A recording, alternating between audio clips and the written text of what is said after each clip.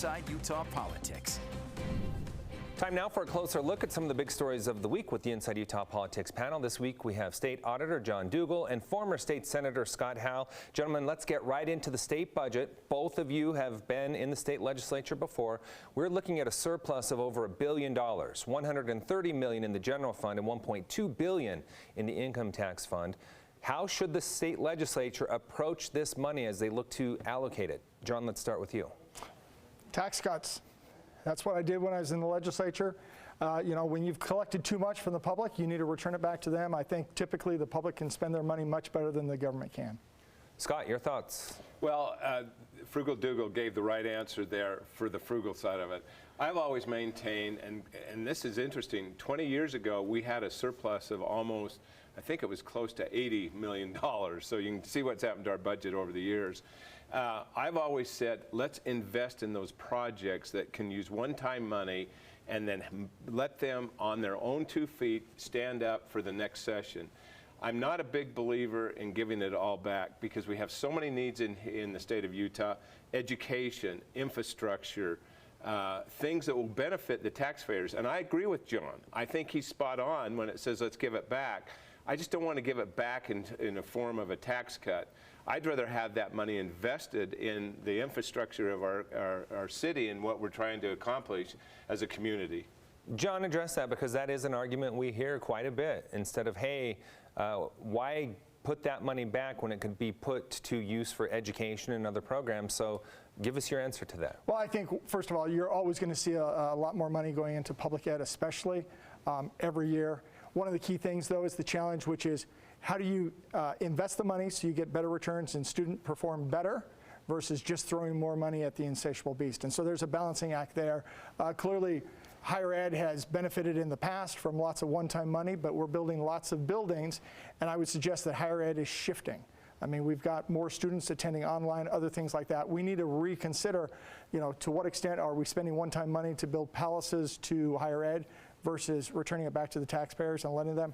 I mean, the simple fact is we're sitting in a situation with an economy where people are feeling the pinch every day when they fill up their cars, when they go to the grocery store, and so putting more money back in their pocket is a smart thing, recognizing we're going to spend it on a few other activities as well.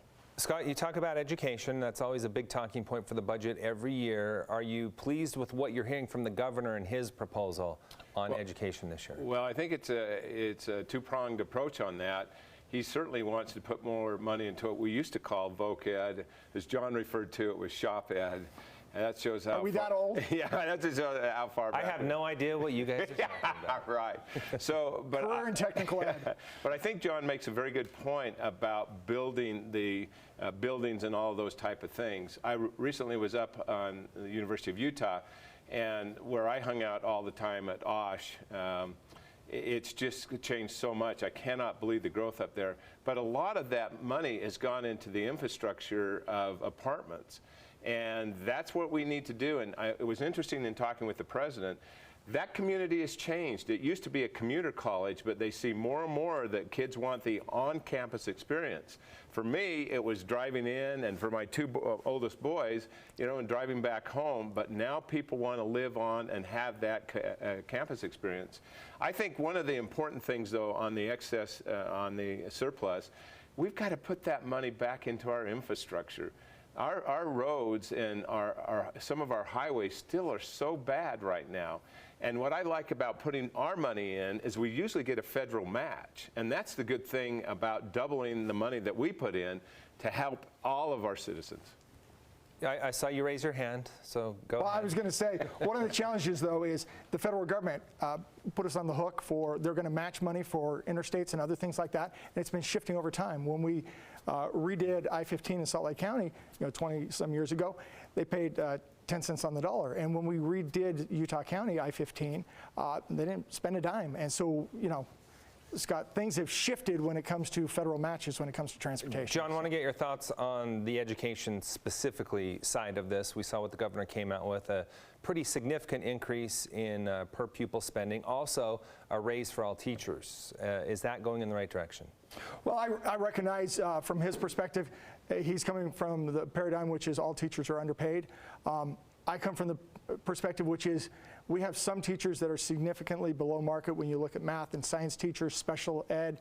You got huge demands there. I would love to see something that's a little more targeted at those hotspots to make sure we're getting the best folks in the classroom and helping not just in certain areas and certain disciplines, but all across the spectrum for public ed. Let's move to the Respect for Marriage Act. We saw the president signing that into law during the week.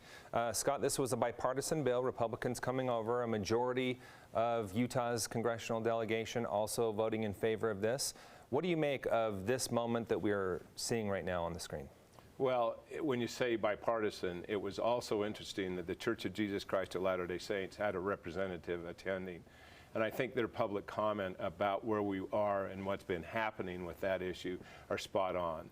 And it's not surprising to me. I think when you look at the polling number of religious people and as well as Republican Party, it went from 40% like 4 years ago up to 60% that they recognize same-sex marriage and that whole initiative.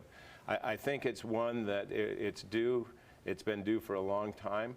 And and the other thing on that, people leave this out. It's not same-sex marriage. It's also interracial marriage.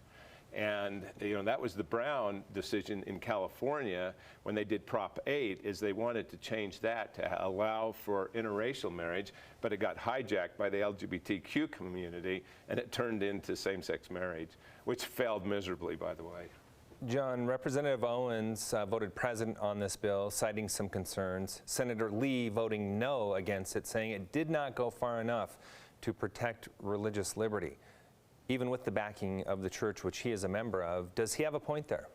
Yeah, he definitely has a point. One of his concerns is, while the bill was targeted to provide certain protections for organized churches, when it comes to one step away to their nonprofits, whether it's a certain charity, whether it's locally BYU, other things like that, he's afraid that the federal government will take away the tax status of those type of entities and punish them because of their religious beliefs.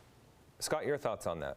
Well, it didn't surprise me that Senator Lee voted against that. And John and I have served in the legislature. There's no perfect bill, but I think this quelled a lot of emotion and a lot of angst that just didn't need to be there.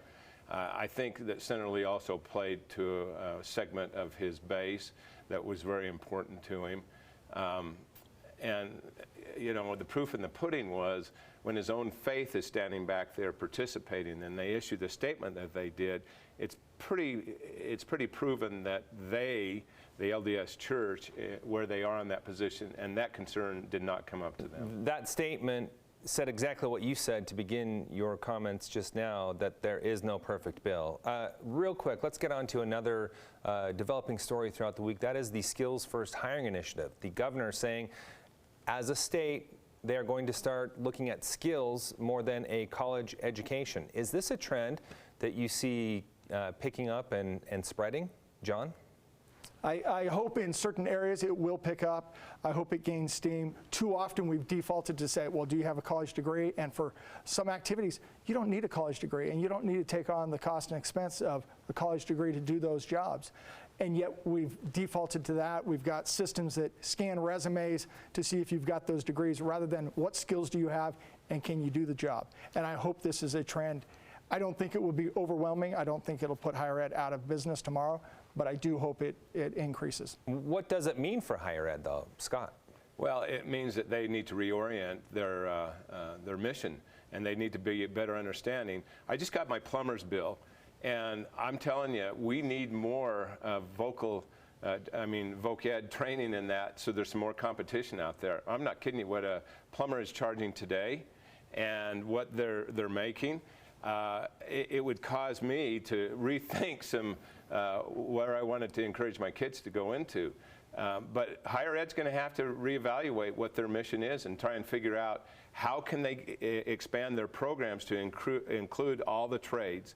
And I think the labor has been pushing that for a long time, especially here in Utah. The electrical union and all those that are present in our state.